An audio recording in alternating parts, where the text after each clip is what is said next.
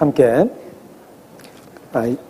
사사기 6장 말씀을 보시겠습니다. 성경 사사기 6장입니다. 369페이지 구약성경 사사기 6장입니다.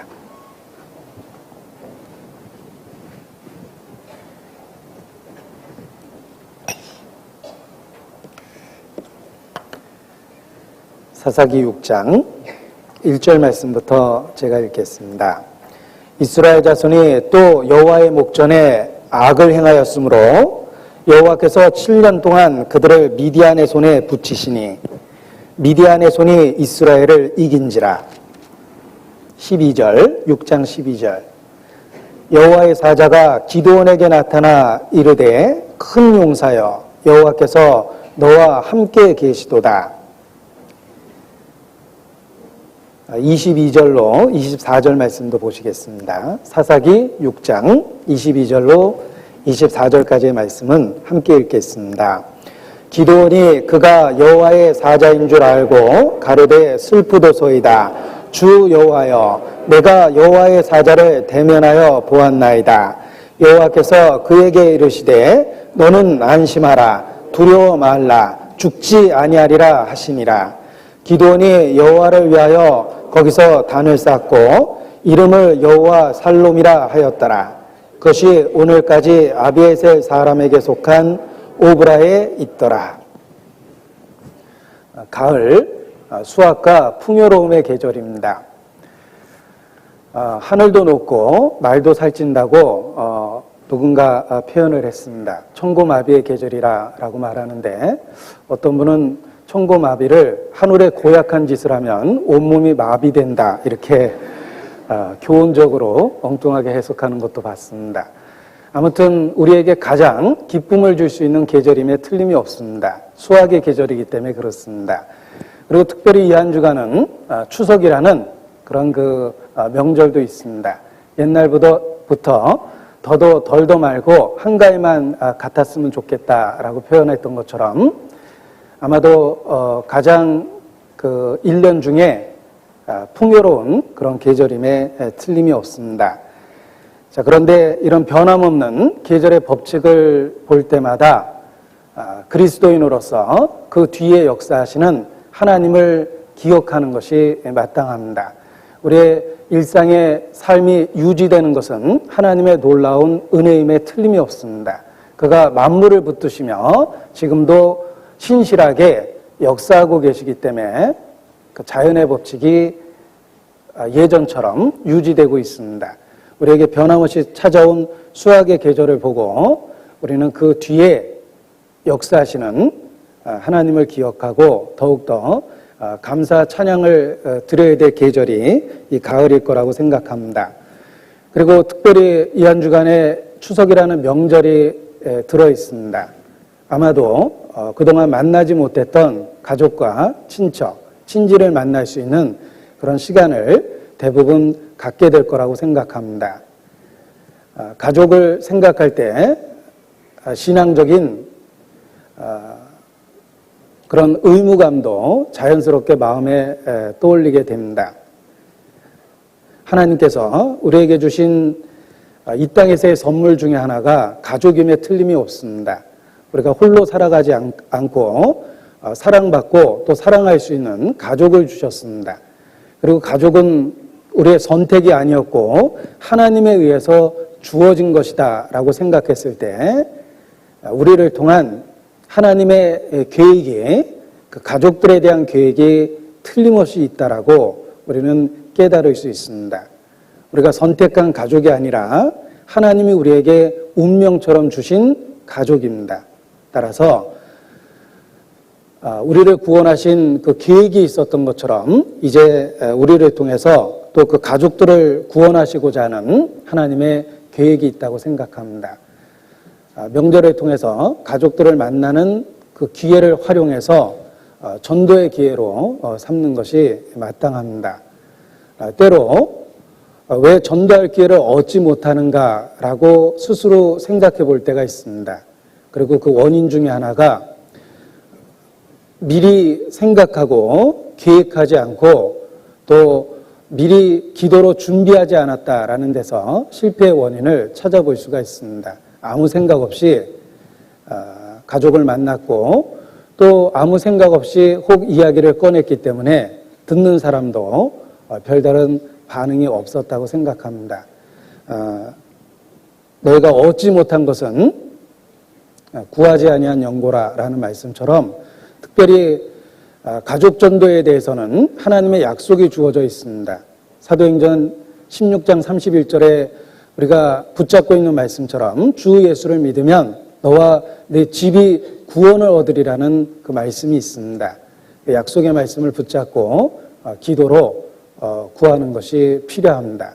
기도로 구하면 미리 마음의 준비를 하게 되고 또 여러 가지 전도할 수 있는 그 길을 예비되는 효과가 있다고 생각합니다. 그래서 막상 만났을 때 말을 꺼내고 그 말을 통해서 하나님이 기회로 삼아주시고 전도의 문을 열어주실 거라고 생각합니다. 그래서 특별히 가족을 만날 수 있는 그런 그 명절이라는 특별한 시간에 미리 가족 전도를 위해서 열망을 갖고 기도를 하는 것이 필요하다고 생각합니다.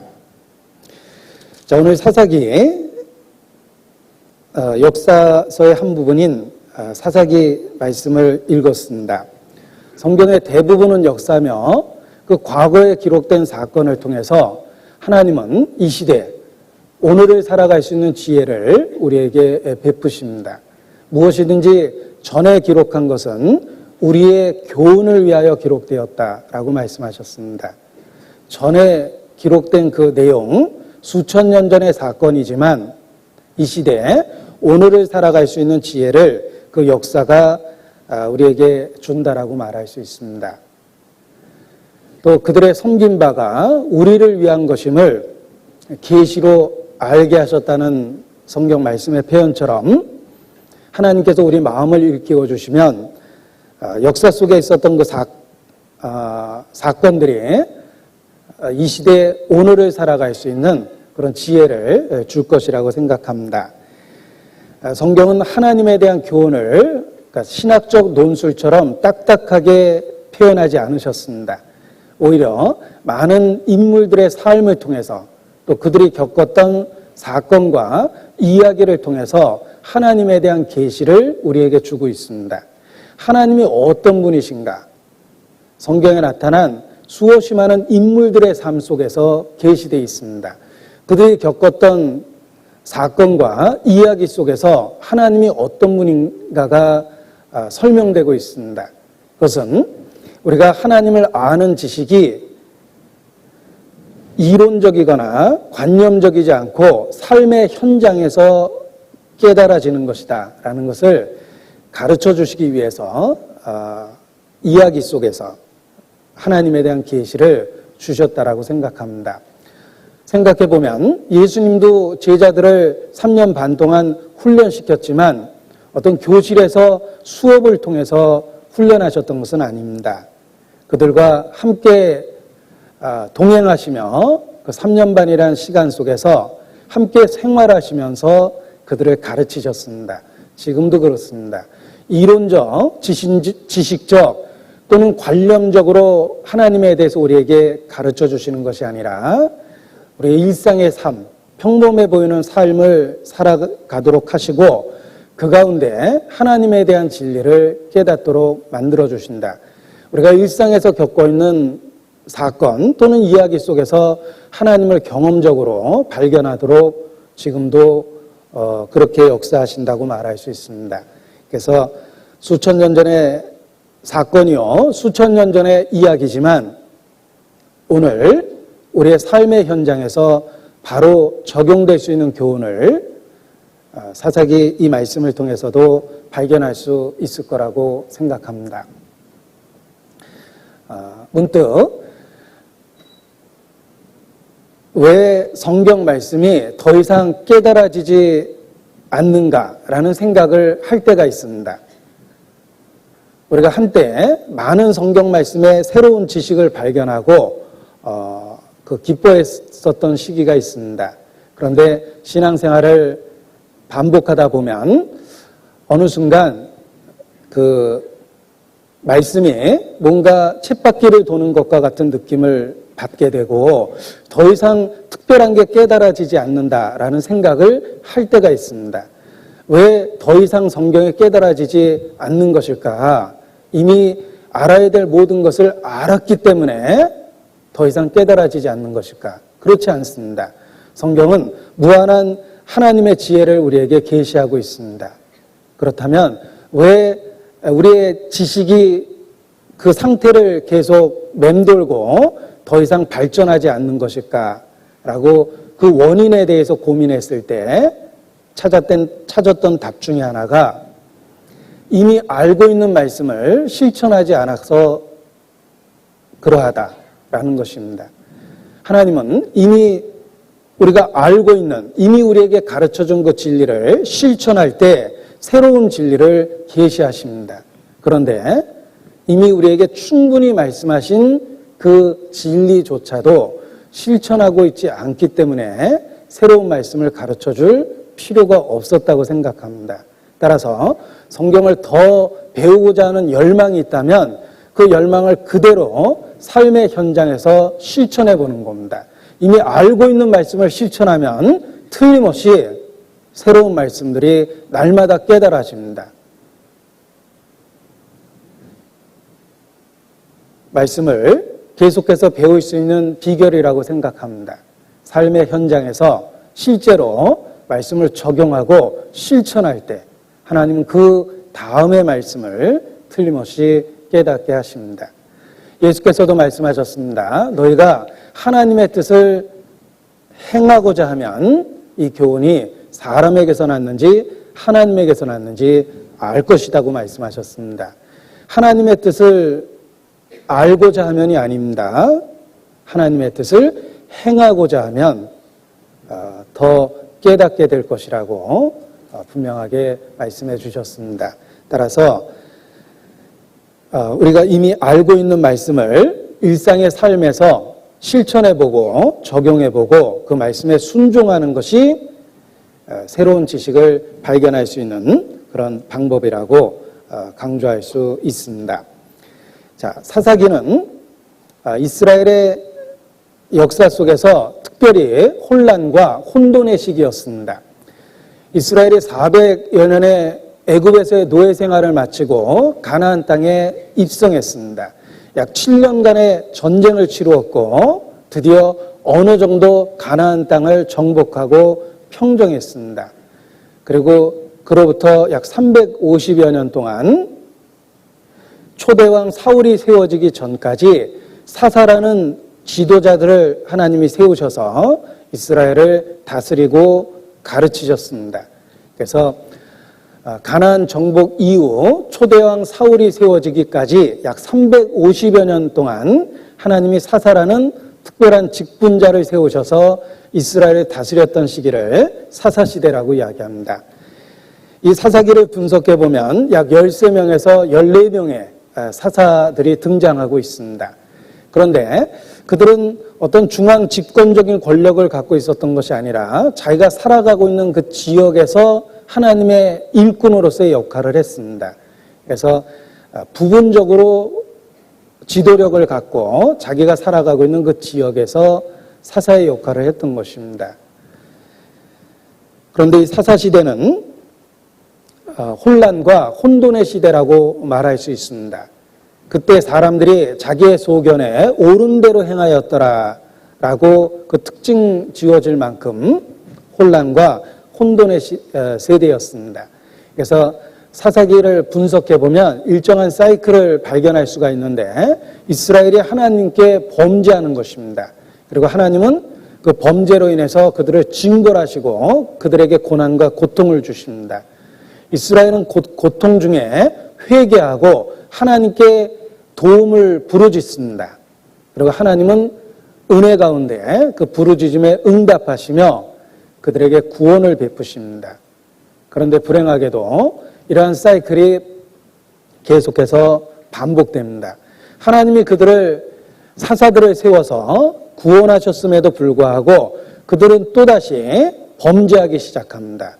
그리고 다시 고난과 고통을 받게 되고 그 고통 속에서 돌이키고 부르짖게 됩니다. 하나님은 다시 한번 그들에게 은혜를 베푸십니다. 그들을 구원하십니다. 그리고 또 얼마의 세월이 지나면 불행하게 다시 범죄하고 이런 악순환이 반복되고 있다는 것을 사사기를 통해서 발견할 수 있습니다. 자기 소견대로 옳은 대로 행하였던 그 결과가 그러합니다. 우리가 말씀에 사로잡히지 않고 하나님 말씀에 순종과 복종하지 않는다면 각각 자기 나름대로의 판단력과 분별력을 갖고 인생을 살아가게 되며 신앙생활을 하게 될 것입니다. 그리고 그러한 삶을 분석해 보면 사사기와 같은 그런 일정한 사이클을 갖고 혼란과 혼돈을 반복하게 된다라고 말할 수 있습니다. 오늘은 기드온에 대한 부분을 살펴보려고 합니다. 기드온이 등장하기 전까지 온니엘, 에훗, 삼갈, 그리고 드보라 이런 사사들이 등장하고 하나님은 그 사사들을 통해서 이스라엘의 고통 중에서 건지셨습니다. 그런데 태평세월이 지속되면서 그들은 다시 죄를 짓기 시작합니다. 그래서 6장 1절에 보면 이스라엘 자손이 또 여호와의 목전에 악을 행하였으므로 라고 표현되어 있습니다. 이 또라는 말이 이스라엘 범죄에 대한 실망감과 낙심을 표현합니다. 그들은 불행하게도 그 악순환을 되풀이하고 있습니다. 하나님의 은혜를 망각하고 그 태평성대를 누리다가 점점 더 죄를 짓기 시작합니다. 그리고 결국 그 열조들과 같이 또다시 여호와의 목전에 악을 행하게 됩니다. 그리고 그 악을 행한 것에 대한 보응으로 하나님이 그들을 징벌하시면 그 고통 중에 하나님께 부르짖게 되고 하나님은 그들을 다시 은혜 가운데 건져내십니다. 자, 그런데 왜 이러한 악이 반복적이며 계속 되풀이되는 것일까라고 생각했을 때 그들은 고통 중에 돌이켰던 것은 사실이지만 근본적인 회개를 하지 못하고 그 고통으로 인한 일시적인 회개를 하였기 때문이다라고 말할 수 있습니다. 그들은 그 죄 자체로부터 돌이켰던 것이 아니라 죄로 인한 고통 때문에 하나님께 돌이키는 것처럼 부르짖었던 것입니다. 그리고 그 문제가 해결되면 다시 죄를 짓기 시작했습니다. 이 죄를 반복하는 사람의 특징이 그러합니다. 죄에 대한 고통이 생기면 그 고통 때문에 돌이킵니다. 그러나 고통이 사라지면 다시 마음의 영적 긴장감이 무너지고 쉽게 죄를 범하게 되는 것입니다. 그러나 진실한 회개를 한다면 단지 고통 때문에 부르짖는 것이 아니라 죄 그 자체 때문에 하나님께 부르짖게 됩니다. 그리고 그 죄의 파괴적인 결과를 이미 맛보았기 때문에 그 죄로부터 철저하게 돌이키게 되고 다시 반복하지 않게 되는 것입니다. 우리 가운데 돌이키는 여러 부류의 사람들이 있습니다. 그러나 말씀을 통해서 분별해 보면 어떤 사람은 단지 고난과 고통 때문에 돌이키는 것처럼 보이는 사람이 있습니다. 그 사람은 잠시 후에 다시 죄를 쉽게 반복합니다. 그러나 죄의 파괴적인 결과를 보고 죄 자체에 대한 고통 때문에 하나님께 부르짖고 돌이킨 사람은 그 죄를 쉽게 반복하지 않는다라는 것을 알 수가 있습니다. 우리가 우리의 삶을 하나님 앞에 올바로 조정하기 위해서 필요한 것이 그런 일시적인 회개가 아니라 근본적인 회개가 필요합니다. 죄 자체에 대한 그 파괴적 결과를 깨닫고 죄가 얼마나 무섭고 혐오스러운지를 발견하고 죄 자체를 무서워해야 됩니다. 죄의 결과가 아니라 그 죄의 결과로 주어지는 고난과 고통이 아니라 죄 자체를 미워하게 될 때 그 죄를 반복하지 않게 된다라고 말할 수 있습니다. 다윗은 믿음의 사람이었음에도 불구하고 살인과 간음죄라는 큰 죄를 지었습니다. 그러나 중요한 것은 다윗은 그 죄를 반복하지 않았다는 것입니다. 왜? 다윗은 죄에 대한 고통을 두려워했던 것이 아니라 죄 자체에 대한 무서움을 깨달았기 때문에 죄 자체로부터 벗어날 수가 있었던 겁니다. 단지 징계와 징벌을 두려워한 것이 아니라 죄 자체를 혐오하고 죄 자체에 대한 그 무서움을 깨달았기 때문에 죄로부터 돌이키고 다시 반복하지 않았다라고 말할 수 있습니다. 자, 오늘 본문은 사사기 6장이기 때문에 표시하고 시편 51편 다윗의 기도 내용을 한번 보겠습니다. 시편 51편 2절입니다.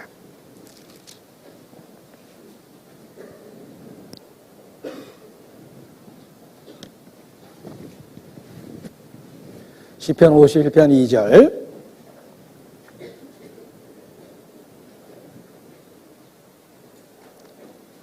같이 읽겠습니다. 나의 죄악을 마을 같게 씻기시며 나의 죄를 깨끗이 제하소서.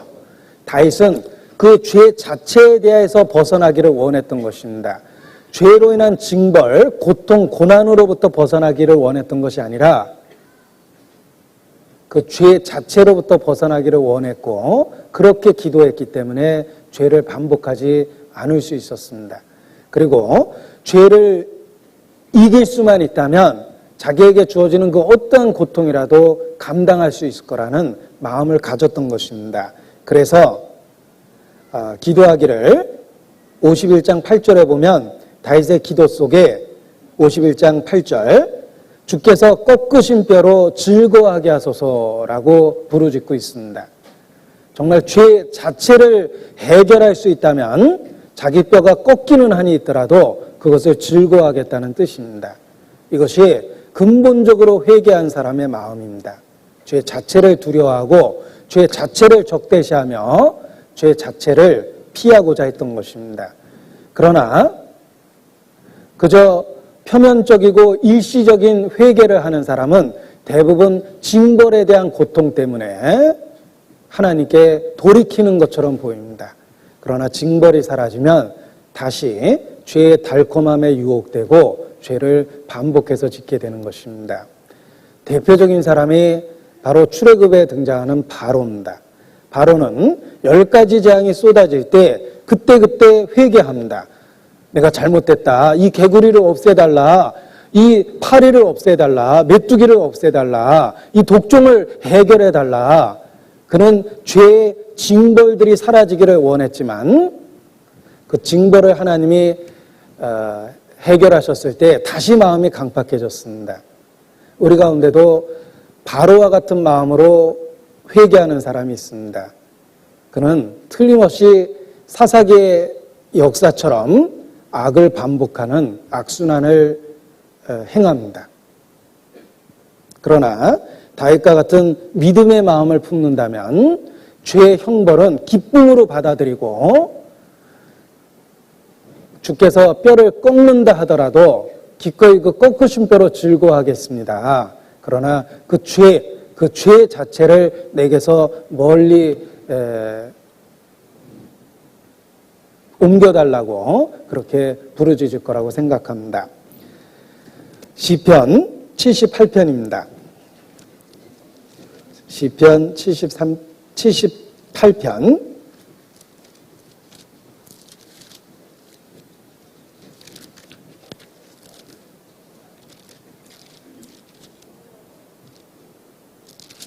33절부터 제가 읽어드리겠습니다. 하나님이 저희 날을 헛되이 보내게 하시며 저희 애를 두렵게 지내게 하셨도다. 하나님이 저희를 죽이실 때 저희가 그에게 구하며 돌이켜 하나님을 간절히 찾았고 하나님이 저희의 반석이시오 지존하신 하나님이 저희 구속자이심을 기억하였도다.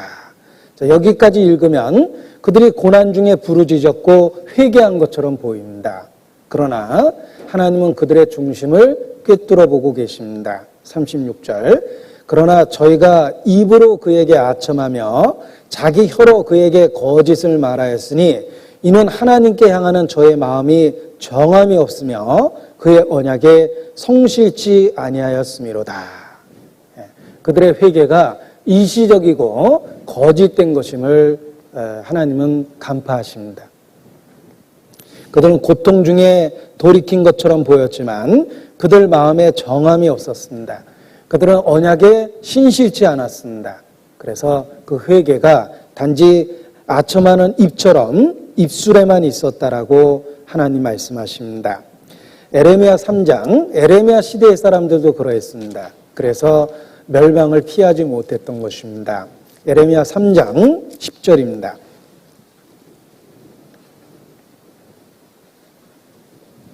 에레미야 3장 10절 1054페이지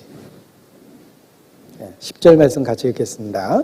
이 모든 일이 있어도 그 패역한 자매 유다가 진심으로 내게 돌아오지 아니하고 거짓으로 할 뿐이니라. 여호와의 말이니라. 이스라엘의 멸망을 지켜보고도 그 이웃한 나라 유다는 회개하지 않았습니다. 부분 회개하는 것처럼 보였지만 그들은 징벌이 사라지면 다시 마음이 강팍하게 되었습니다. 그래서 결국은 멸망을 피하지 못했던 것입니다. 자주 책망을 받고 목이 곧으면 갑자기 패망을 당하고 결단코 피하지 못하리라 라는 경고의 말씀처럼 결국 유다도 바벨론에 의해서 완전히 멸망해 버립니다. 그래서 이 사사기를 읽을 때 죄의 악순환을 끊는 방법은 죄 자체로부터 벗어나는 것이다. 그 죄 자체를 벗기를 간절히 원하고 부르짖을 때 그 죄의 악순환을 끊을 수 있다라는 것을 깨달을 수 있습니다. 그러나 단지 죄의 결과로 주어지는 형벌로부터 벗어나고자 한다면 불행하게도 상황이 좋아졌을 때 우리의 마음은 다시 강팍해집니다. 자, 사사기 6장에 보면 그들은 또 범죄했고 하나님은 그들을 성실하게 대하시며 그들에게 고난을 주셨습니다. 죄에 대한 결과로 그들에게 고난을 주셨는데 바로 미디안 족속을 통해서 7년 동안 그들을 다스리도록 하신 것입니다. 끊임없는 약탈을 당했습니다. 이 미디안 족속에 의해서 7년 동안 약탈을 당했는데 이 미디안 족속을 분석해 보면 광야 유목민입니다. 유목민이라는 것은 정착하지 못하고 떠도는 민족이기 때문에 조직적인 군사력이 없었습니다. 그럼에도 불구하고 이스라엘은 이 미디안 족속에게 약탈을 당합니다. 그러니까 얼마나 힘이 미약했는지를 알 수가 있습니다. 광야 유목민조차에게도 이스라엘은 약탈을 당했습니다. 그 당시에 이스라엘의 비참한 상태를 우리가 알 수가 있습니다. 그들의 반복되는 죄에 대해서 하나님은 그들을 더욱더 미약하게 만들었고 심지어는 유목민족이었던 미디안 족속들조차도 이스라엘을 우습게 보고 그 땅으로 쳐들어와서 약탈을 일삼았던 겁니다. 우리가 죄를 반복해서 짓게 되면 우리의 영적인 비참함이 딱 이와 같은 상황이 됩니다. 그래서 큰 어떤 유혹을 받고 죄를 짓는 것이 아니라 그리스도인으로서 상상할 수도 없는 어떤 그런 유혹을 받고 죄를 짓는 경우가 있습니다. 미디안 족속과 같은 작은 민족에게 들볶임을 받듯이 아주 사소한 일부터 그리스도인으로서의 품위를 잃어버리게 됩니다. 그것이 영적으로 아주 비참하게 된 상태라고 말할 수 있습니다. 그들이 산에 구멍과 굴을 파고 여기저기 그 약탈을 피해서 도망 다녔습니다. 그 생활이 얼마나 비참했겠습니까? 미디안 족속이 쳐들어온다라는 소식이 전해질 때마다 그 자기들의 농작물과 짐승들을 다 버려두고 산으로 들로 도망 다녔던 겁니다. 그리고 도망갔다 돌아와 보면 모든 것을 약탈해 갔던 것입니다. 그런 비참한 생활을 무려 7년 동안이나 당했습니다. 그들이 얼마나 영적으로 그들이 비참해진 그 상황에 이 시대에 작은 죄 때문에 그리스도인으로서의 간증을 잃어버리는 사람들에게 주시는 어떤 영적 비참함을 모형적으로 가르쳐 주는 거라고 말할 수 있습니다. 자, 그런데 그들은 이런 7년의 연속되는 고난과 고통을 통해서 하나님께 비로소 마음이 돌아온다. 그 고난의 시기가 그들의 마음을 하나님께 돌아오게 했습니다. 그래서 우상 숭배로부터 벗어나 다시 애굽에서 그들을 이끌어내신 여호와 하나님을 기억하고 하나님께 부르짖습니다.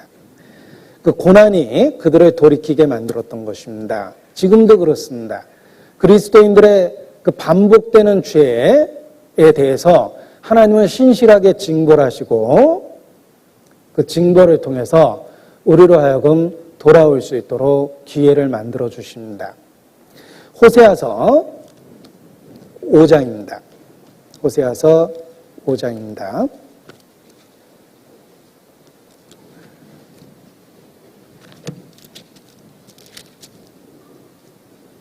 15절입니다.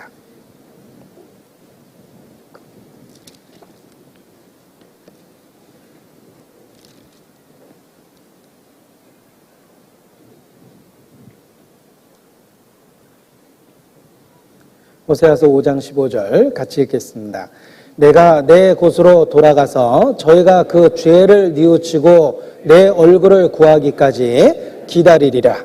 저희가 고난을 받을 때 나를 간절히 구하여 이르기를 오라 우리가 여호와께로 돌아가자. 자, 그들이 고난을 받을 때 비로소 여호와를 간절히 구했습니다. 그리고 그들을 애굽 땅에서 인도하신 그 하나님을 기억하고 오라 우리가 여호와께로 돌아가자라고 비로소 회개하게 됩니다. 그들이 고난을 받았을 때 그러하다라는 말씀처럼 우리도 때로 죄로 인해서 주어지는 징벌 또는 고난과 고통을 통해서 비로소 우리의 마음을 하나님께 돌이키기도 합니다. 자, 이스라엘은 그 연속되는 고통을 통해서 하나님께 부르짖을 수밖에 없었습니다. 사사기 6장 다시 본문으로 돌아가서 6절을 보겠습니다. 이스라엘의 미디안을 인하여 미약함이 심한지라 이에 이스라엘 자손의 여호와께 부르짖었더라. 아주 절규에 가까운 고통스러운 그 비명을 질렀던 겁니다. 하나님께 간절히 자기들의 고통에 대해서 도움을 구했던 것입니다. 그리고 하나님은 기꺼이 은혜로서 그들의 부르짖음에 대해서 응답하십니다. 비록 죄를 반복적으로 짓고 있지만 하나님은 부르짖을 때마다 기꺼이 그들에게 응답하셨습니다. 따라서 사사기는 얼핏 실패의 책이지만 연속되는 범죄에 대한 기록이지만 다른 관점에서 보면 하나님이 계속적으로 그들에게 그럼에도 불구하고 은혜를 주셨다라고 말할 수도 있습니다. 이스라엘은 반복적으로 죄를 지었고 하나님께서는 그럼에도 불구하고 그들의 부르짖을 때마다 은혜를 베푸셨습니다. 이것은 하나님의 은혜가 얼마나 크고 놀라운지를 우리에게 설명해 줍니다. 반복되는 범죄에도 불구하고 부르짖을 때마다 하나님께서 응답하셨다는 것입니다. 그리고 하나님이 응답하신 기도는 그들의 부르짖음입니다. 그들의 고통으로 인한 부르짖음에 대해서 하나님은 기꺼이 응답해 주셨습니다. 하나님은 긍휼과 은혜에 풍성하시며 우리의 부르짖음에 응답하십니다. 지상에서 천상까지 닿을 수 있는 기도는 하나님의 긍휼을 의지하고 하나님의 은혜를 요구하는 그 기도가 지상에서 천상에 닿을 수 있는 유일한 기도라고 말할 수 있습니다. 우리가 성경 전체를 통해서 발견할 수 있는 내용들입니다. 하나님께 응답받은 기도는 그 부르짖은 기도였습니다.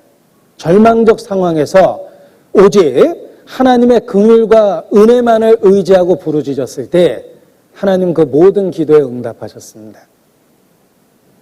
그래서 우리의 절망적인 상태를 보고 우리는 낙심할 수도 있지만 또 한편으로 생각하면 그럼에도 불구하고 하나님은 그 풍성하신 긍휼과 은혜를 따라 응답하신다라고 말할 수 있습니다. 자, 마태복음 15장 여기 하나님이 응답하신 기도가 있습니다. 부르짖음이 있습니다. 마태복음 15장 22절입니다.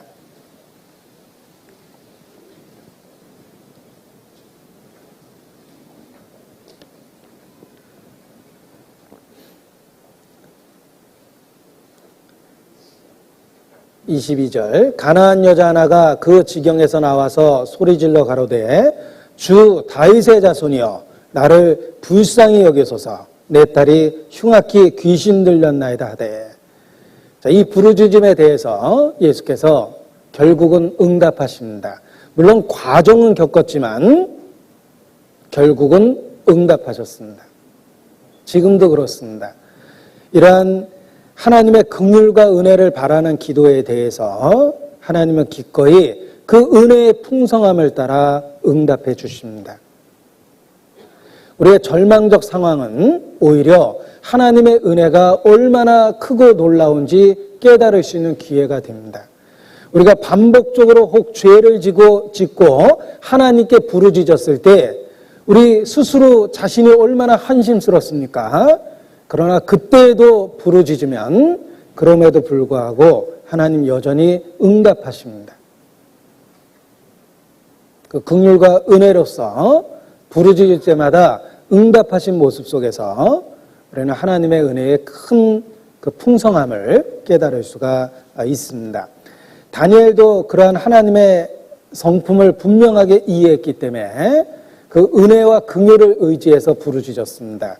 그래서 다니엘의 기도도 응답됩니다. 다니엘서 9장 18절입니다. 다니엘서 9장 18절 1250페이지입니다.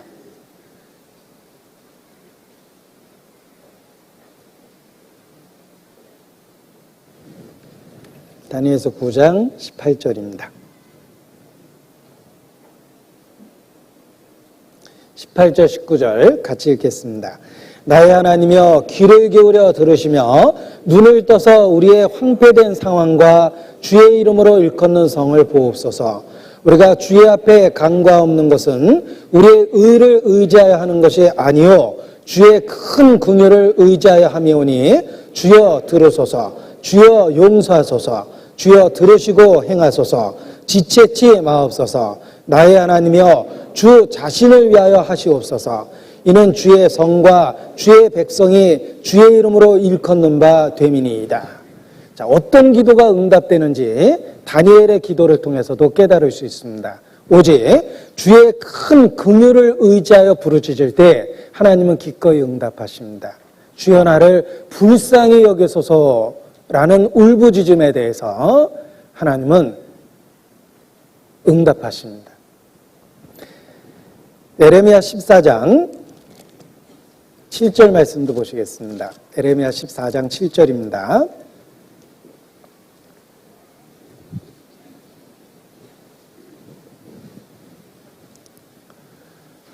에레미야 14장 7절. 제가 성경에 밑줄을 긋고 다시 형광펜으로 칠하고 동그라미를 치는 구절은 몇 구절 안 되는데 에레미야 14장 7절에 제가 밑줄을 긋고 형광펜을 긋고 동그라미를 쳤습니다. 예. 언젠가 마음에 큰 위로가 되었기 때문에 그렇습니다. 같이 한번 읽겠습니다. 여호와여 우리의 죄악이 우리에게 대하여 증가할지라도 주는 주의 이름을 위하여 일하소서. 우리의 타락함이 많으니이다. 우리가 주께 범죄하였나이다. 이러한 절망적인 상황에서의 부르짖음에 대해서 하나님은 기꺼이 응답하십니다. 비록 우리가 죄를 짓고 우리 스스로도 용서할 수 없을 정도로 또 다시 죄를 짓는다 하더라도 그 죄를 인정하고 하나님의 큰 긍휼을 의지하고 다시 부르짖으면 하나님의 풍성한 은혜를 따라 우리의 그 부르짖음에 대해서 기꺼이 응답하십니다. 70번에 7번이라도 죄를 짓고 돌이키고 와서 내가 잘못됐다라고 하면 그 형제의 잘못을 받아주라고 말씀하셨습니다. 그것이 바로 주님 자신의 마음이기도 합니다. 따라서 우리가 혹 사사기와 같은 그 혼돈과 혼란 속에서 지내고 죄를 반복해서 혹 범하고 있다 하더라도 중요한 것은 정말 하나님 앞에 그럼에도 불구하고 하나님께 부르짖으면 하나님은 기꺼이 우리의 기도에 응답하시고 우리를 그 상황으로부터 벗어날 수 있도록 도와주십니다. 비록 우리의 죄악이 우리에 대하여 증거할지라도 주의 이름을 위하여 일하소서. 주의 큰 긍휼을 의지하여 역사하소서. 우리가 이렇게 기도할 수 있습니다. 느헤미야 9장 28절입니다. 느헤미야 9장 28절. 에스라, 느헤미야, 에스더. 느헤미야 9장 28절입니다.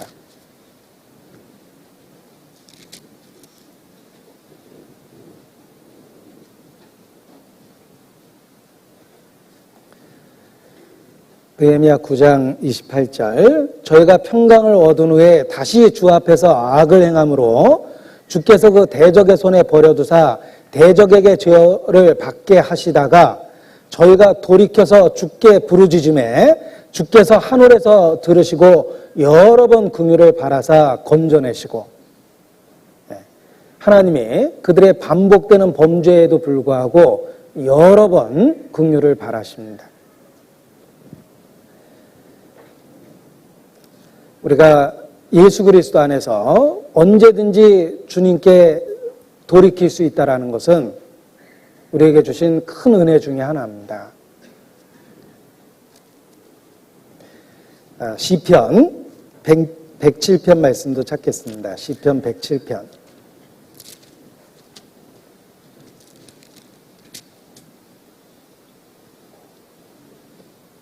6절 7절.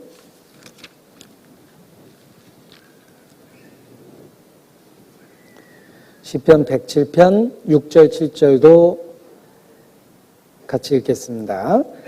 이에 저희가 그 근심 중에 여호와께 부르짖음에 그 고통에서 건지시고 또 바른 길로 인도하사 거할 성에 이르게 하셨도다. 우리에게 주어진 고난의 시간 또는 우리에게 주어진 고통의 시간, 그것이 죄에 대한 징벌일지라도 돌이킬 수 있는 기회입니다. 부르짖으면 들으시고 그 부르짖음을 기회로 우리를 회복하시고 천성까지 다시 이끄십니다.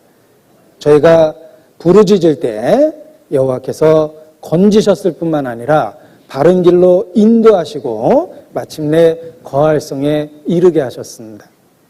사실 죄를 짓고 아무런 징벌이 없는 것이 저주입니다. 우리가 참으로 그의 참 아들 되었다면 반드시 징계가 있습니다. 따라서 우리가 혹 죄를 짓고 징벌 가운데 있다 하더라도 부르짖으면 하나님은 기꺼이 우리를 건지시며 바른 길로 인도하시고 천성으로 이끄십니다. 그래서 고난의 시간이, 징벌의 시간이 역설적이지만 회개의 기회가 되며 회복의 기회가 된다. 이렇게 말씀드릴 수 있습니다. 시편 34편입니다.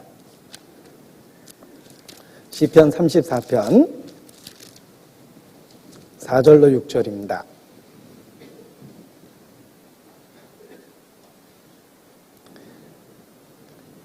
내가 여호와께 구하매 내게 응답하시고 내 모든 두려움에서 나를 건지셨도다.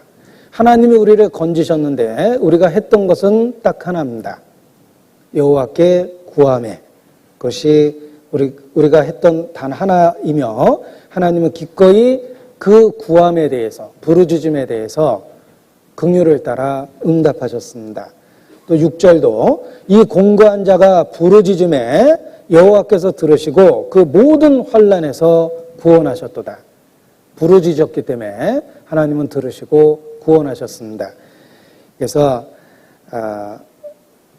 우리의 부르짖음에 응답하시는 하나님을 기억할 때 우리는 그의 큰 긍휼을 더욱더 체험적으로 깨닫게 된다고 말할 수 있습니다.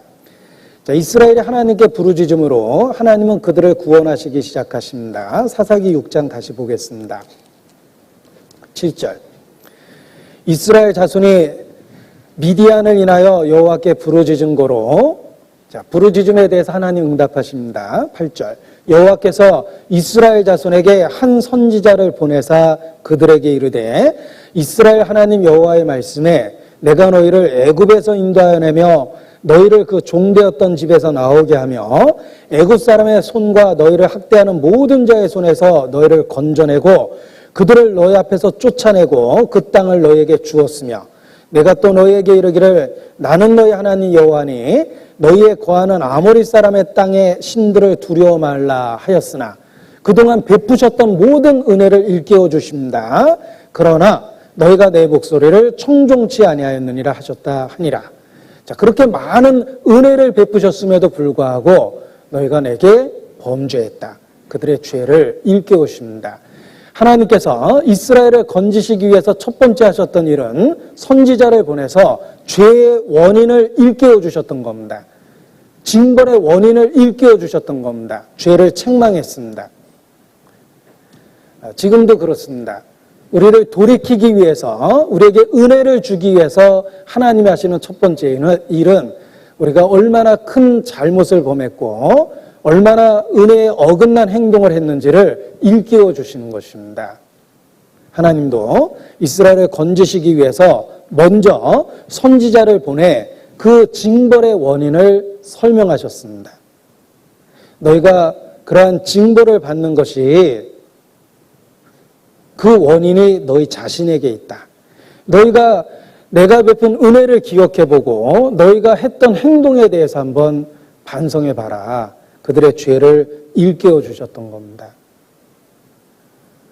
혹 우리에게 연속되는 고난과 고통이 주어지고 삶의 어려움이 끊이지 않는다면 그 원인을 우리 자신을 살펴보면서 발견해낼 수 있을 겁니다.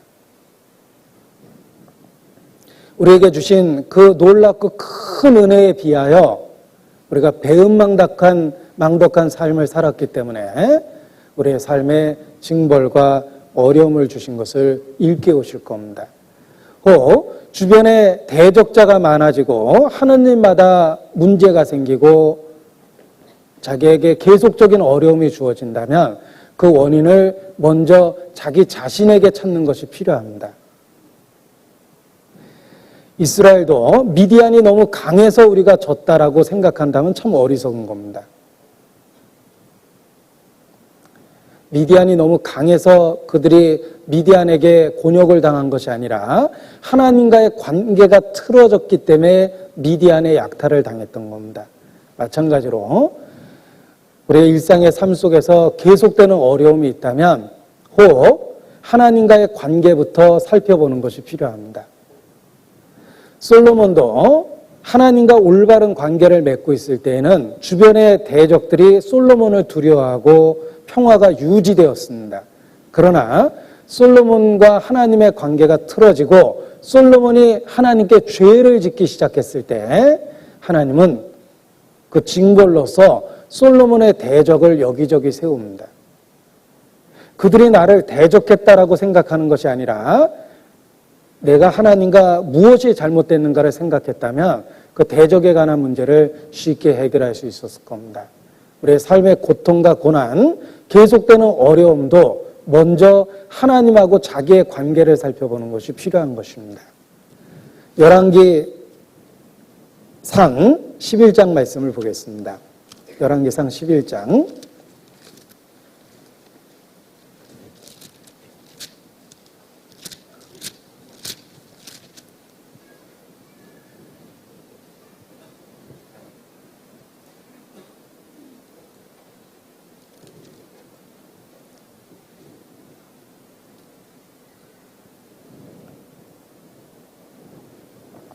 14절입니다.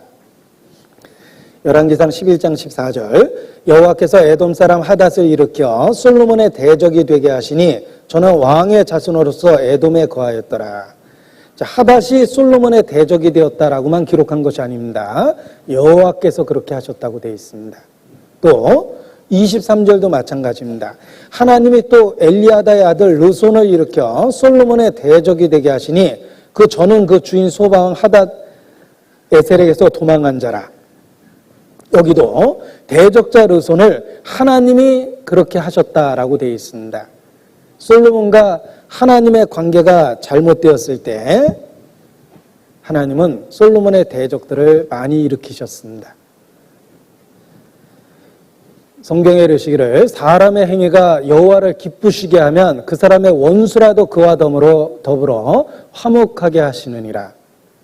잠언 16장 7절에 그렇게 말씀하셨는데 그 반대의 경우를 생각해 보십시오. 사람의 행위가 여호와를 기쁘시게 하면 원수라도 화목하게 하지만 사람의 행위가 여호와를 대적하게 되면 친구라도 원수가 되게 만듭니다. 그래서 인간관계가 틀어지게 되어 있습니다. 아담은 하나님과의 교제 가운데 있을 때 하와를 보고 내 살 중에 살이요 뼈 중에 뼈라고 이야기했습니다. 그러나 하나님께 범죄하고 하나님께 등을 돌렸을 때 자기 죄의 원인을 다 여자에게로 돌렸습니다. 저 여자가 줘서 먹게 했다고. 또 아담이 하나님과 화목했을 때는 가정적인 아무런 문제가 없었지만 하나님을 대적했을 때 그 집안에서 살인이 일어났고 살인자의 아버지가 되었습니다. 우리의 삶에 계속되는 고난과 고통이 있을 때 그 원인을 외부에서 찾는 것보다 먼저 하나님과 자신의 관계에서 찾아보는 것이 더 현명할 때가 있습니다. 이스라엘의 역사 속에서 그러했습니다. 하나님은 선지자를 보내서 그들이 미디안에게 약탈을 당한 원인이 하나님과의 관계 속에 문제가 있다는 걸 일깨워 주셨습니다. 그리고 그 죄를 일깨운 이후에 비로소 기드온이라는 일꾼을 세워서 그들의 고난으로부터 건져주십니다. 자, 사사기 6장 다시 보겠습니다. 먼저 선지자를 보내서 죄를 일깨운 이후에 여호와의 사자가 기드온에게 나타나 기드온을 이스라엘을 건지는 그 일꾼으로 세우십니다. 자, 그때 기드온이 여호와의 사자에게 했던 질문입니다. 13절 평소에 하나님 섭리에 대해서 궁금했던 것을 이참에 물어봤던 것입니다. 자, 우리도 기드온과 같은 의문이 틀림없이 있었을 겁니다. 6장 13절 기드온이 그에게 대답하되 나의 주여 여호와께서 우리와 함께 계시면 어찌하여 이 모든 일이 우리에게 미쳤나이까? 자, 이게 한 가지 질문이고 두 번째 질문입니다. 또 우리 열조가 일찍 우리에게 이르기를 여호와께서 우리를 애굽에서 나오게 하신 것이 아니냐 한 그 모든 이적이 어디 있나이까? 이제 여호와께서 우리를 버리사 미디안의 손에 붙이셨나이다. 자, 현실은 미디안의 압제 아래에 있습니다. 이런 현실을 보고 하나님이 함께 하시는데 어떻게 이런 고통스러운 상황이 벌어질 수 있습니까? 라고 질문을 했고 하나님께서 그 능력 가운데 우리 열조를 애굽에서 건져내셨다라고 우리가 어려서부터 들었는데 그 능력의 하나님이 지금 어디 계시기에 우리가 이 미디안의 압제에서 벗어나지 못하고 있나이까? 이렇게 두 가지 질문을 던졌던 겁니다.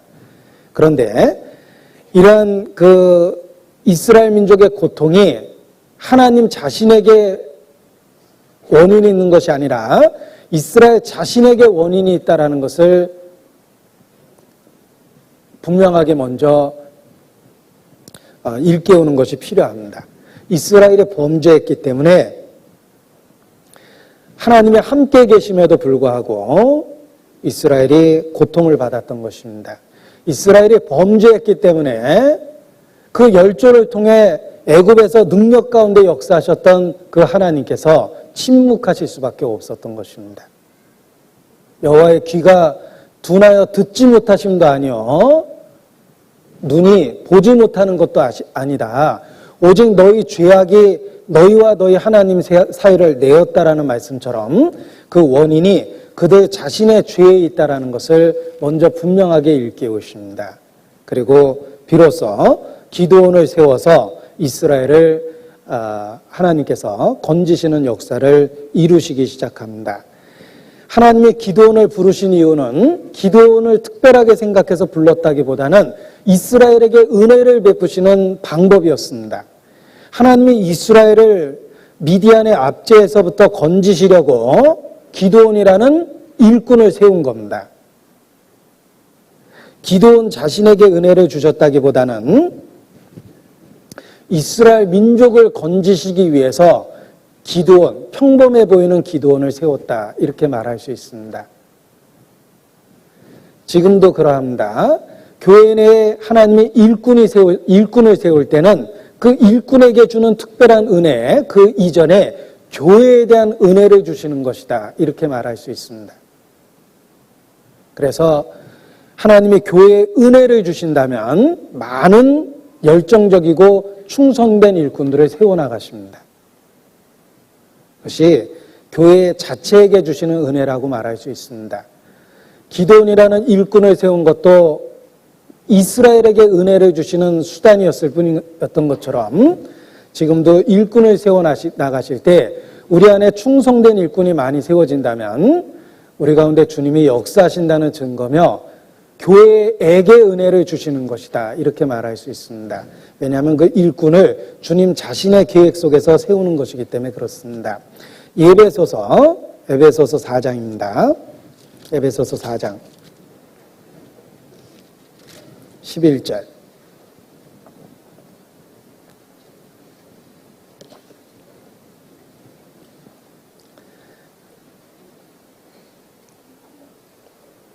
에베소서 4장 11절.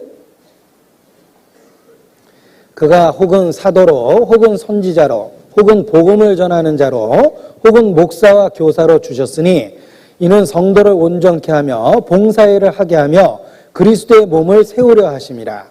자, 그가 주셨으니 일꾼을 세운 주체는 하나님 자신이십니다. 하나님 자신이 일꾼을 세우십니다. 그것은 교회에게 주시는 선물이요, 교회 가운데 함께 하신다는 증거입니다. 기드온을 세운 것도 이스라엘에게 은혜를 주시고자 하는 방법이었습니다. 그래서 하나님은 이스라엘을 건지시고자 기드온이라는 일꾼을, 평범한 사람을 일꾼으로 세워나가셨다, 이렇게 말씀드릴 수 있습니다. 자, 이 기드온은 이스라엘을 그 미디안의 압제로부터 건져냅니다. 그것도 아주 놀라운 기적과 같은 승리를 이끌면서 미디안의 압제로부터 이스라엘을 구원합니다. 그런데 중요한 것은 기드온에 대한 이야기를 성경에 기록한 것은 기드온에 대한 이야기를 하자는 것이 아니라 기드온의 하나님에 대해서 이야기하고자 하는 것이다 라는 것입니다. 성경은 하나님 자신에 대한 계시입니다. 그 인물을 우리에게 설명해 주고자 하는 것이 아니라 그 인물들을 통해서 역사한 하나님을 설명하고자 하는 것입니다. 따라서 세속적인 영웅담과는 전혀 다릅니다. 세상에 영웅들이 있고 그들의 영웅적인 이야기가 널리 알려져 있습니다. 그런데 성경은 그런 세속적인 영웅담과는 전혀 다른 관점에서 이야기를 우리에게 계시하고 계십니다. 그것은 기드온을 이야기하자는 것이 아니라 그 평범한 기드온을 통해서 놀라운 역사를 이룬 기드온의 하나님을 우리에게 알려주는 것입니다. 엘리야를 우리에게 높이고자 했던 것이 아니라 엘리야의 하나님을 이야기하자는 것입니다. 베드로를 이야기하자는 것이 아닙니다. 평범한 갈릴리 호수의 어부를 사도와 일꾼으로 만든 하나님의 능력을 이야기하는 것입니다. 바울을 이야기하자는 것이 아닙니다. 회방자여 대적자여 핍박자였던 그를 사도와 일꾼과 교사로 만든 하나님의 능력을 이야기하자는 것입니다. 사사기를 읽을 때도 마찬가지입니다. 사사기에 영웅들이 있습니다. 삼손은 얼마나 놀라운 능력을 행합니까? 기도는 어떻습니까? 그러나 성경은 결코 그들의 영웅담을 우리에게 이야기하자는 것이 아니라 그 사사들 뒤에 역사하셨던 하나님에 대해서 우리에게 계시하고 있는 겁니다. 그것을 성경을 보는 이제 올바른 관점을 갖는 것이다 라고 이렇게 말할 수 있습니다. 자, 이 기도는 지극히 평범했습니다. 특별한 용사가 아니었습니다. 그래서 자기 스스로도 자기를 그렇게 평가합니다. 6장 15절에 보면 사사기 6장 15절입니다. 기드온이 그에게 대답하되 주여 내가 무엇으로 이스라엘을 구원하리이까 보소서 나의 집은 므낫세 중에 극히 약하고 나는 내 아비 집에서 제일 작은 자니이다. 기드온 자신도 자기를 그렇게 평가할 수밖에 없는 연약한 사람이었습니다. 매우 소심하고 나약한 모습으로 표현되어 있습니다. 왜냐하면 미디안 사람들을 두려워해서 그 밀 얼마를 몰래 포도주 틀에서 타작하고 있었습니다. 아주 소심하고 나약한 모습을 보여줍니다. 그러나 그 약하고 소심한 기드온을 통해서 하나님은 놀라운 능력을 이스라엘에게 베푸십니다. 하나님이 쓰신 사람의 특징이 그러합니다. 모세가 애굽의 왕자였을 때 한참 육체적 전성기를 누리고 있을 때 쓰지 않았습니다. 나이 80이 된 이후에 육체적 전성기가 끝난 이후에 그리고 광야의 목동으로 전락해 있었던 그때 하나님이 비로소 모세를 불렀습니다. 이제 모세는 인간적인 자신감은 다 없어졌습니다. 나는 본래 말에 능하지 못하고 나는 입이 뻣뻣하고 혀가 둔한 자다. 그렇게 고백할 수밖에 없었습니다. 한때 애굽의 모든 학문에 능했던 그였지만 광야 40년 생활을 통해서 자신감을 다 잃어버렸습니다. 그러나 바로 그 약해진 상태에서 하나님은 모세를 부르십니다. 왜냐하면 비로소 하나님의 능력을 그에게 덧 입힐 수가 있었기 때문입니다. 하나님은 항상 이와 같이 평범해 보이고 평범보다 더 나약해 보였던 사람들을 통해서 놀라운 역사를 이루십니다. 이스라엘의 선지자 아모스도 그러했습니다. 아모스는 목자도 아니었고 아모스는 선지자도 아니었고 훈련을 받은 사람도 아니었습니다. 그저 평범한 농부였고 뽕나무를 배양하는 자였다라고 스스로 고백합니다. 그러나 하나님은 아모스를 그 시대의 일꾼을 삼으셨습니다. 에레미야를 부르셨을 때도 그러했습니다. 에레미야를 부를 때 에레미야가 대답하기를 슬프도소이다. 주여 나는 아이로소이다 라고 고백합니다. 그것이 실제 에레미야의 모습이기도 합니다. 하나님은 항상 연약해 보이는 자, 작아 보이는 자를 통해서 그의 놀라운 능력을 보이십니다. 자기가 창조주 앞에 얼마나 연약하고 보잘것없고 작은 자인지를 깨달을 때 역설적이지만 하나님이 그를 쓰십니다. 하나님이 미디안을 구원하실 때에도 32,000명의 군대를 모았지만 그 숫자가 너무 많다고 돌려보내셨습니다. 2만 명이 돌아갔습니다. 12,000명 남았습니다. 그러나 이제 22,000명이 돌아가고 10,000명이 남았습니다. 그래도 많다라고 하나님 말씀하시며 그들의 인원을 300으로 줄이십니다. 그 300명을 갖고 이스라엘을 구원했기 때문에 이스라엘은 이 전쟁이 하나님의 능력에 속했다라는 것을 결코 부인할 수 없었습니다. 아마 전쟁에 임했던 300명도 마찬가지였을 겁니다. 그들이 자기 무용담을 늘어놓듯이 전쟁 이야기를 하진 못했을 거예요.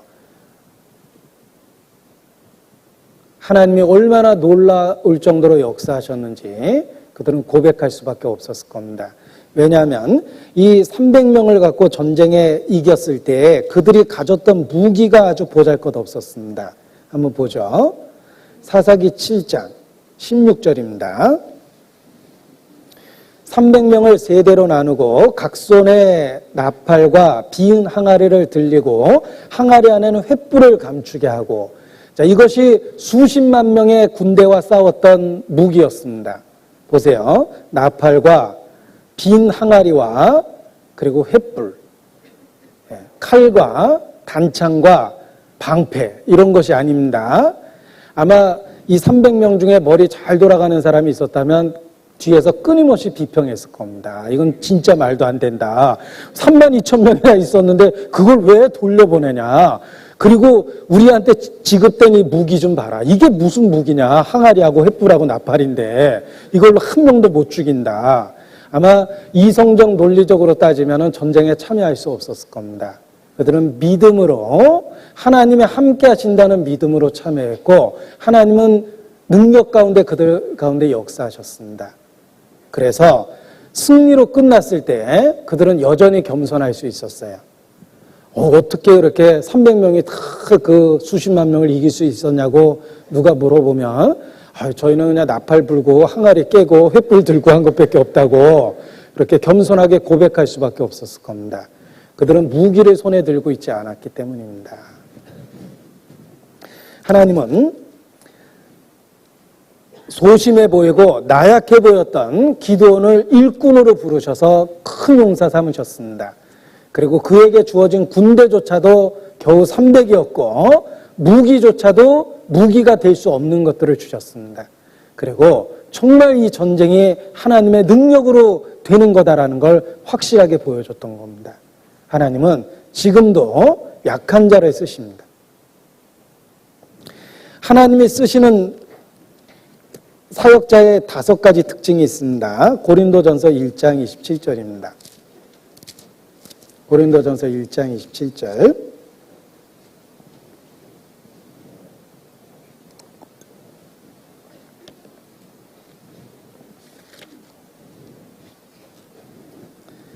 그러나 하나님께서 세상에 미련한 것들을 택하사 지혜 있는 자들을 부끄럽게 하려 하시고 세상에 약한 것들을 택하사 강한 것들을 부끄럽게 하려 하시며 하나님께서 세상에 천한 것들과 멸시받는 것들과 없는 것들을 택하사 있는 것들을 폐하려 하시나니 29절 같이 읽겠습니다. 이는 아무 육체라도 하나님 앞에서 자랑하지 못하게 하려 하심이라. 미련하고 약하고 천하고 멸시받고 없는 것들을 택합니다. 그 가운데 하나님의 능력을 담아주심으로 우리가 이 보배를 질그릇에 가졌다라는 분명한 진리를 깨닫게 하십니다. 주께서 한두 번 하신 말씀을 내가 들었노니 권능은 하나님께 속하였다 하였노라. 그렇습니다. 오직 권능은 하나님께 속하였습니다. 그것을 확실하게 인정할 수밖에 없는 연약한 자들을 통해서 하나님은 자신의 능력을 보여주십니다.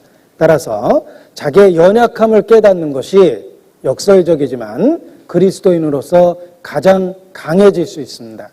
자기가 얼마나 부서지기 쉬운지 깨달을 때 주님을 의지할 수 있습니다. 자기가 얼마나 쉽게 미혹된다라는 걸 깨달을 때 더 말씀을 읽고 부르짖게 됩니다. 자기의 판단력을 의지하지 않습니다. 내가 보기에는 옳아 보이지만 틀릴 수도 있다는 걸 알기 때문에 자기의 분별과 판단력보다는 주님이 주는 지혜를 구하고 주님의 응답을 듣기를 사모하게 됩니다. 자기 혼자 머리 다 굴려서 앞뒤 다 재놓고 틀림없다라고 확신하면 절대 기도 응답 못 받습니다. 이미 결정 다 해놨거든요. 이 똑똑한 네가 알아서 한번 해봐라. 우리가 얼마나 연약하고 약하고 보잘것없고 실수투성이고 잘 부서지고 얼마나 어리석은지 사실 경험적으로 우리는 잘합니다. 왜냐하면 이 연약한 자기를 데리고 이미 수십 년을 살아봤기 때문입니다. 우리가 얼마나 연약하고 어리석습니까? 굳게 결심해도 흔들리고 사람 말에 쉽게 마음과 생각이 변화되기도 하고 알아보고 확인하고 속기도 합니다. 그럼에도 불구하고 우리 자신의 연약함을 철저하게 인정하면 주님을 의지하는 마음으로 바뀌고 가장 강해질 수 있습니다. 고린도후서 12장입니다. 고린도서 12장.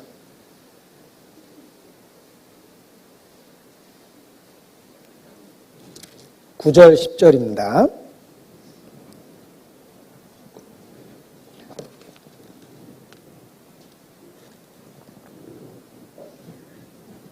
같이 읽죠.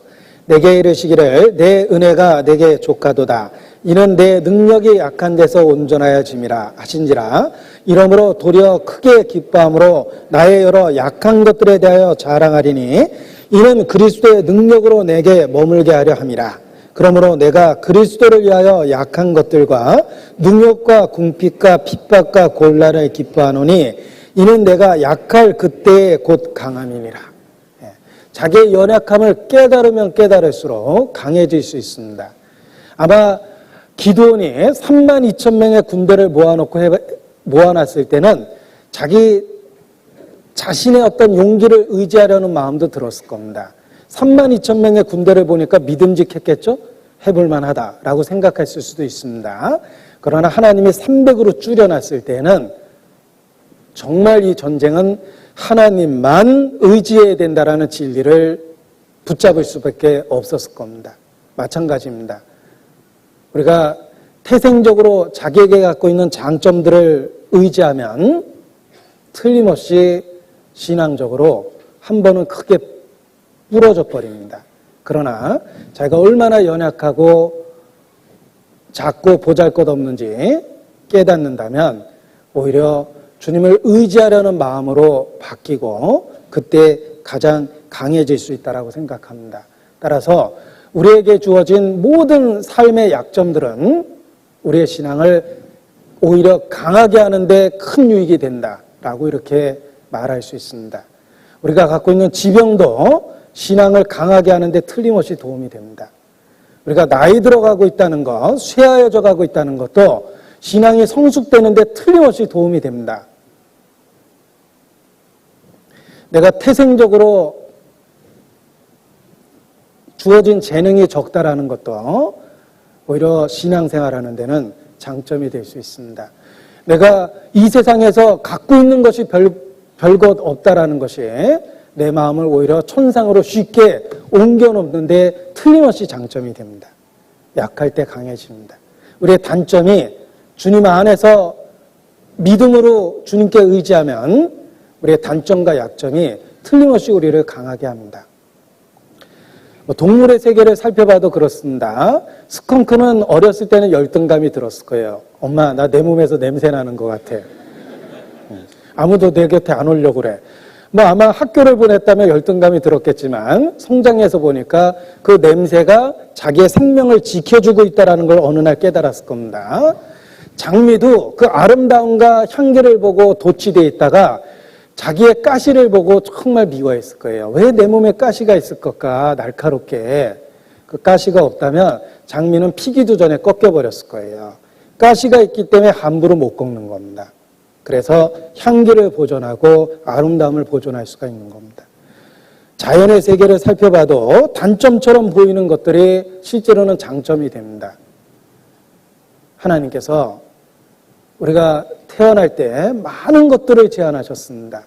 그런데 생각해보면 내가 갖고 있었던 열등하고 약하고 부족한 것들이 신앙을 발견하는 데 틀림없이 도움이 됐고, 그리고 더 중요한 건 그 신앙을 유지하고 있는데 꼭 필요한 것들이라는 것을 깨닫게 됩니다. 그래서 우리도 약한 것을 자랑할 수 있습니다. 내가 이 보배를 질그릇에 가졌다라고 그렇게 표현해 볼 수 있습니다. 우리가 이 보배를 질그릇 같은 우리 태생적으로 연약하고 보잘것없는 우리 모습 속에 놀라운 보배, 믿음이라는 보배를 심어 놓으신 겁니다. 자, 이 기드온은 분명히 나약하고 소심한 사람임에 틀림이 없습니다. 그러나 기드온은 하나님의 부르심에 반응하고 하나님 부르심에 적극적으로 응답했다는 것이 중요합니다. 적어도 믿음에 대한 반응이 있었다는 거예요.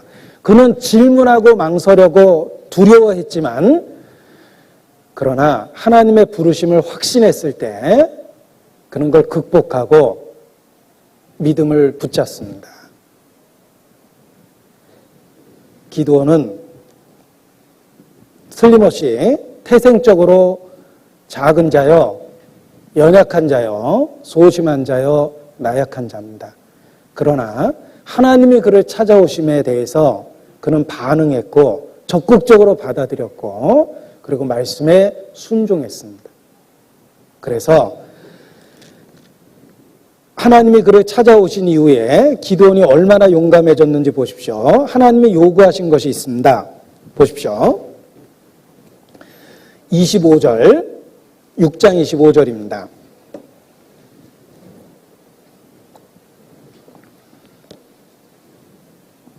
6장 25절. 이날 밤에 여호와께서 기드온에게 이르시되 내 아비의 숫소 곧 7년 된 둘째 숫소를 취하고 내 아비에게 있는 바알의 단을 헐며 단 곁에 아세라상을 찍고 또 이 견고한 성 위에 네 하나님 여호와를 위하여 규례대로 한 단을 쌓고 그 둘째 숫소를 취하여 내가 찍은 아세라 나무로 번제를 드리지니라. 자, 하나님이 그에게 나타나실 때 기드온은 적극적으로 반응했다고 되어 있죠. 그리고 그에게 주신 첫 번째 명령이 그 아비의 신상을 찍어버리고 그 단을 헐어버리라고 명령하신 것에 대해서 기드온은 그대로 순종했습니다. 비록 두려워서 한밤중에 행했을지 몰라도 그는 나름대로 최선을 다해서 말씀에 대해서 순종했던 것입니다. 하나님은 작은 자를 쓰십니다. 연약한 자를 쓰십니다. 그러나 우리에게 요구하십니다. 그 하나님의 부르심을 입었을 때 적극적으로 열정적으로 반응하라는 것입니다. 그리고 첫 번째 요구한 것이 그 아비가 섬기고 있는 우상을 찍어버리라고 요구하셨습니다. 죄로부터의 구별을 요구하셨던 겁니다. 하나님은 죄인을 부르십니다. 그러나 죄인을 부르신 이후에 그가 가지고 있는 죄로부터 구별되기를 요구하십니다. 기드온은 그 부름에 응답하고 용기를 내서 아비가 섬기던 우상을 깨서 부셨습니다. 그리고 그곳에 하나님께 번제를 드렸습니다.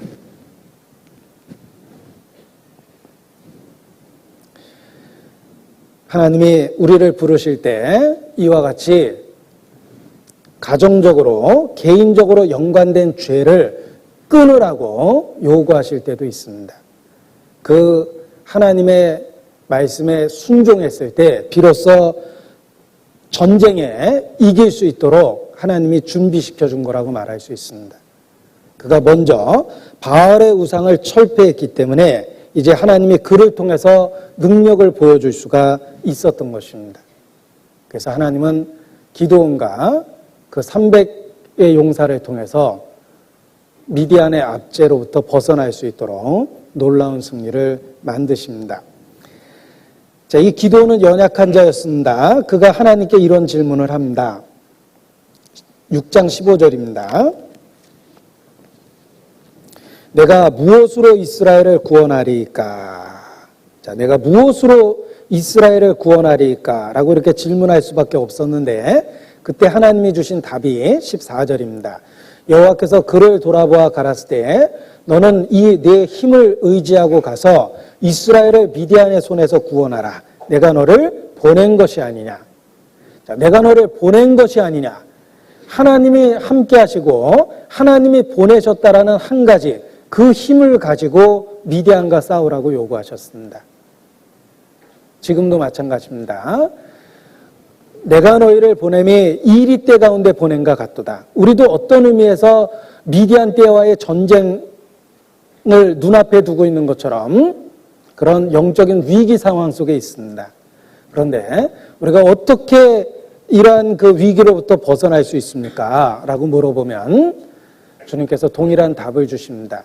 내가 너를 보낸 것이 아니냐. 내가 너와 함께 하겠다라는 약속을 통해서 우리로 하여금 전쟁할 수 있도록 담대한 마음을 주시는 겁니다. 그리고 무엇보다도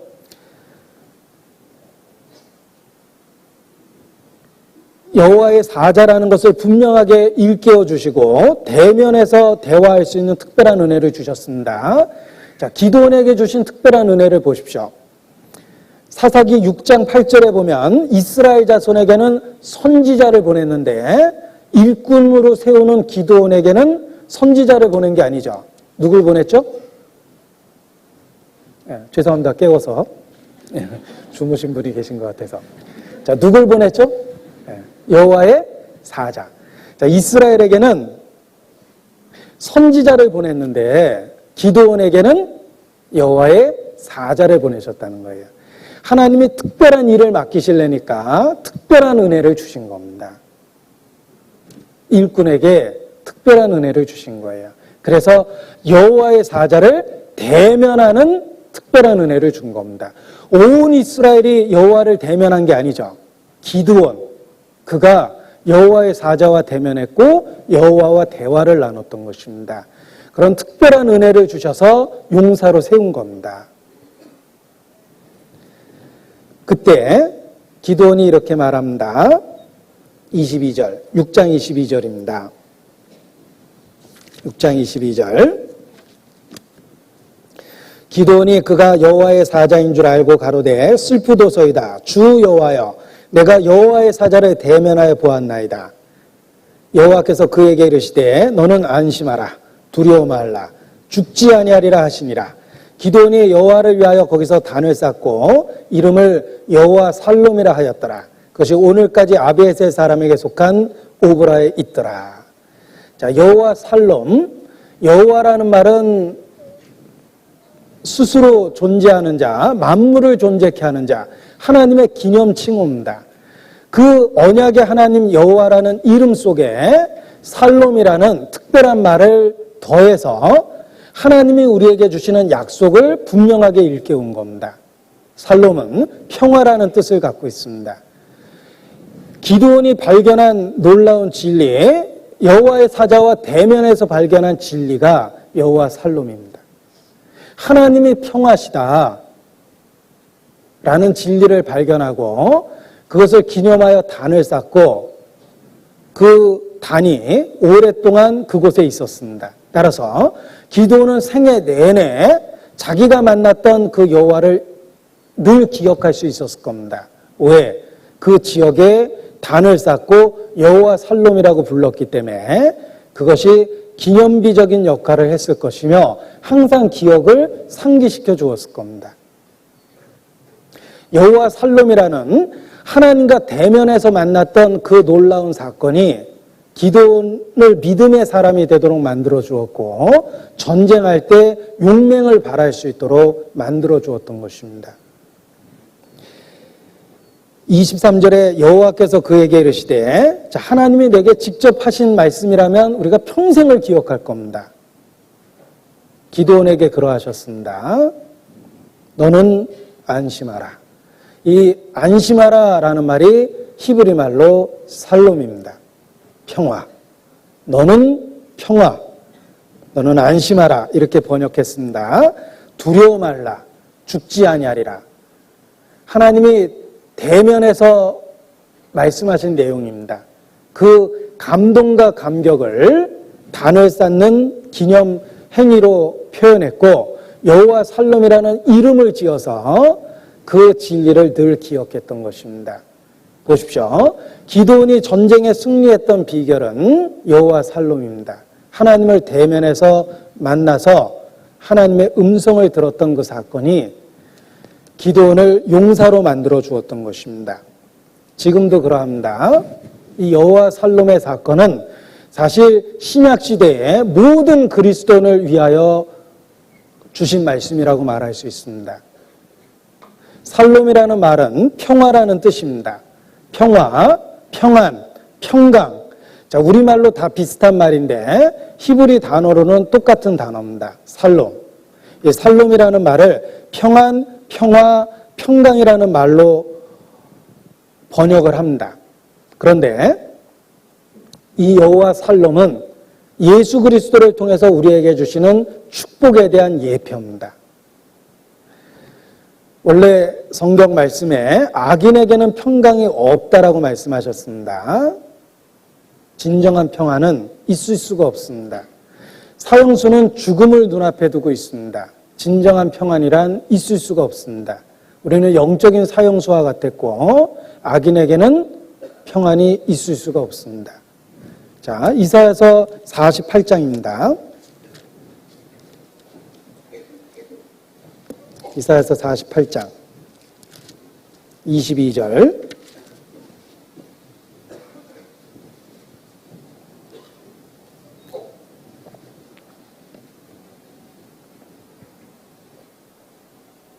같이 읽겠습니다. 여호와께서 말씀하시되 악인에게는 평강이 없다 하셨느니라. 57장 21절입니다. 반복을 통해서 강조하신 것입니다. 이사야서 57장 21절 같이 읽죠. 내 하나님의 말씀에 악인에게는 평강이 없다 하셨느니라. 자, 악인에게는 평강이 없습니다. 우리는 하나님 앞에 죄가 있습니다. 악이 있습니다. 우리는 죄인이요 악인입니다. 우리는 태생적으로 하나님과 원수되었고 하나님과 적대적 상태에 있었습니다. 우리는 하나님의 원수와 같고 본질상 진노의 자식이며 심지어 너희는 너희 아비 마귀의 행사를 따라 행하는도다라고 말씀도 하셨습니다. 우리는 어둠의 자식이요 진노의 자식이요 하나님의 원수였습니다. 그러한 악인에게 평강이 없습니다. 그런데 예수께서 그 악과 죄로 분리되었던 하나님과 우리 사이를 화평케 하셨습니다. 여러분, 예수님의 이름이 이사야서 9장 6절에 예언되어 있습니다. 그 이름을 5가지로 예언하셨습니다. 한 아이를 우리에게 주신 바 되었고 한 아들을 우리에게 주신 바 되었다라고 말씀하셨는데 그 이름이 5가지로 예언되어 있었습니다.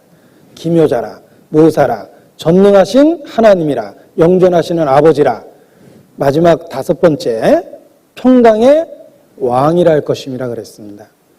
예수님의 예언되었던 이름 중에 하나가 평강의 왕입니다. 예수님에 대한 예표가 살렘왕 멜기세덱입니다. 살렘왕이 번역하면 평강의 왕이란 뜻입니다.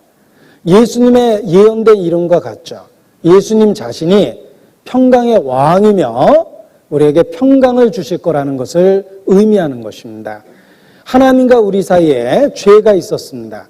우리에게 진정한 평안이란 있을 수가 없었습니다. 그런데 예수님이 십자가에 죽으심으로 우리 죄를 해결하심으로 악인에게 있을 수 없는 평강을 우리에게 주셨던 것입니다. 그래서 부활하신 예수님께서 가장 기쁜 소식으로 그들과 대면하여 인사를 나눕니다. 부활하신 예수님이 제자들에게 했던 첫 번째 말씀이 무엇입니까? Hello everyone. 아닙니다. 부활하신 예수님이 제자들에게 첫 번째 하신 말씀은 너희에게 평강이 있을지어다입니다. 악인에게는 평강이 없다라고 하나님이 분명히 말씀하셨는데 이제 우리의 죄를 해결했기 때문에 너희에게 평강이 있다라고 말씀하신 것입니다. 그래서 예수님의 예언된 이름이 평강의 왕이다라고 돼 있는 것입니다.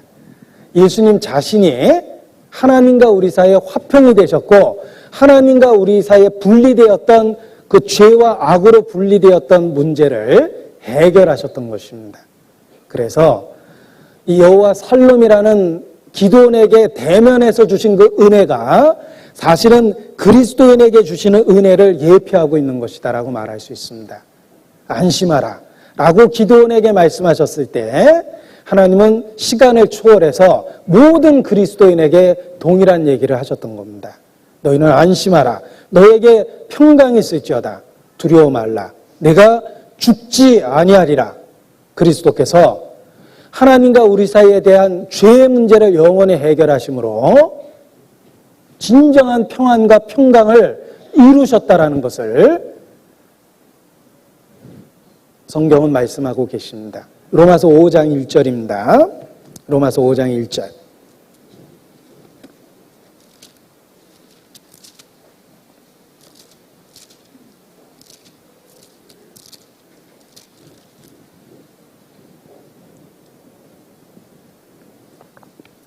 로마서 5장 1절 같이 읽겠습니다.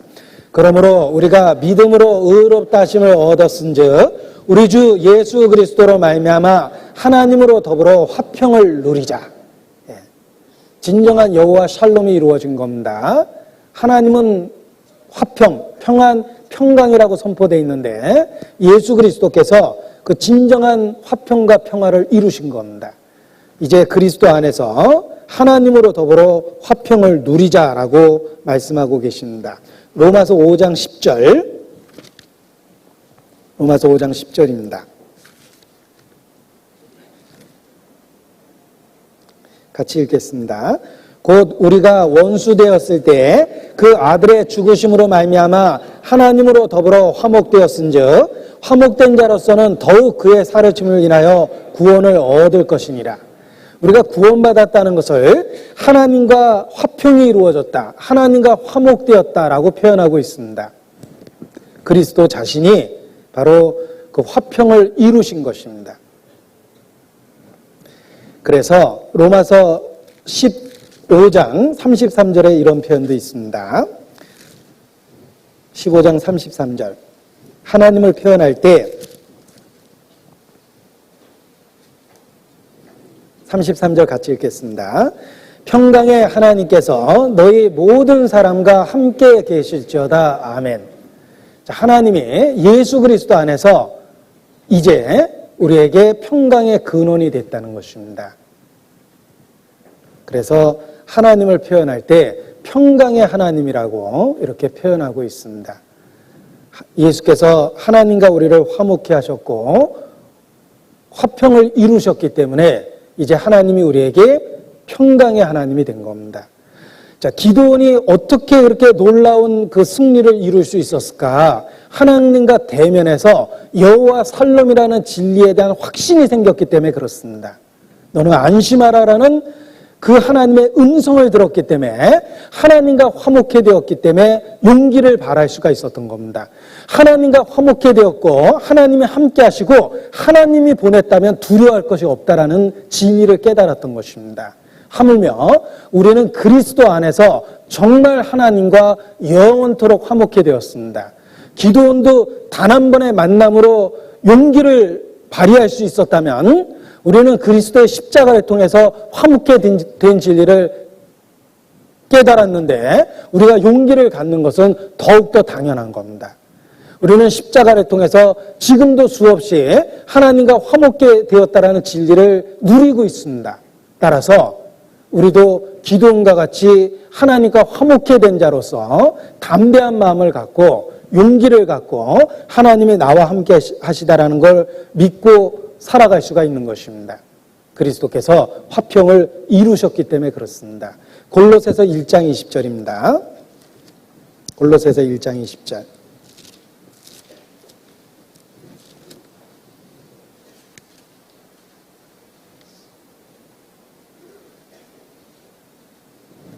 같이 읽겠습니다. 그의 십자가의 피로 화평을 이루사 만물 곧 땅에 있는 것들이나 하늘에 있는 것들을 그로 말미암아 자기와 화목게 되기를 기뻐하심이라. 우리가 십자가의 피가 참으로 우리 마음에 믿어졌다면 기드온보다 더 감동과 감격에 빠질 수 있습니다. 기드온은 단 한 번 대면했죠. 단 한 번 대면하고 여호와의 사자는 다시 보이지 않았습니다. 그 단 한 번의 대면이 전쟁에 승리할 수 있는 용기를 만들어줬는데 우리 마음에 그리스도의 피가 발라지고 정말 하나님께 화목되었다면 우리는 더 담대하고 더 용기를 발휘할 수 있는 것입니다. 예수 그리스도, 그가 화평의 왕이 되셨고 하나님과 우리를 화목케 하셨습니다. 그래서 우리가 변화될 수밖에 없고 세상에 대해서 담대하고 용기를 발휘할 수 있는 것입니다. 에베소서 2장 14절입니다.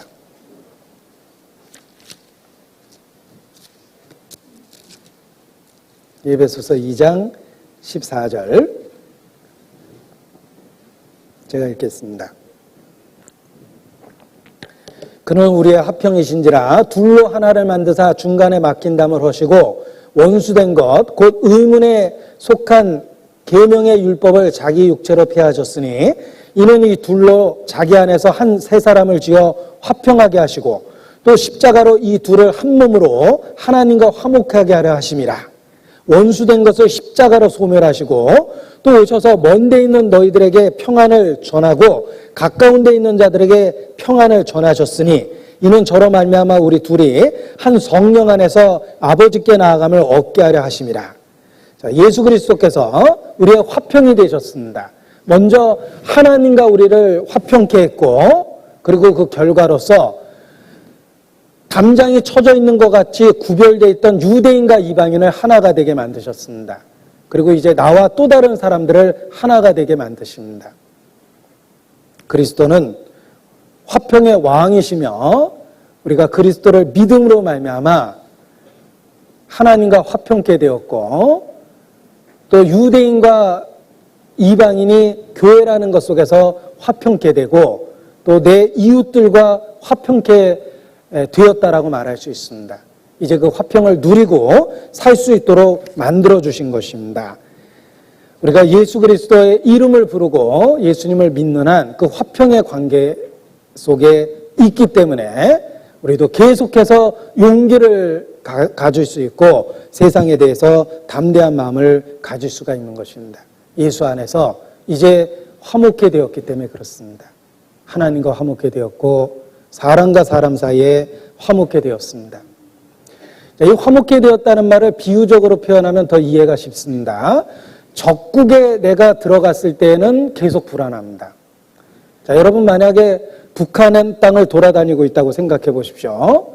적대적인 관계이기 때문에 신분이 드러나면 바로 체포되겠죠. 어쩌다가 북한 땅에 떨어졌다고 가정을 해보세요. 만약 내가 남한 사람이라는 게 드러나면 바로 체포될 거 아닙니까? 불안할 겁니다. 적대 국가를 돌아다닌다는 건 아주 불안한 겁니다. 그런데 만약에 남북이 통일돼서 평화조약이 이루어져서 자유롭게 오고 가고 있습니다. 그러면 그 화평케 된 나라를 돌아다니는 데는 아무런 부담이 없습니다.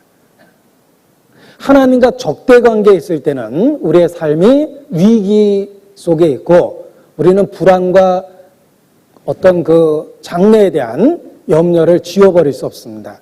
그런데 하나님과 화목하게 되었고 하나님이 다스리는 모든 세상 속에서 우리는 자유롭고 담대할 수가 있는 것입니다.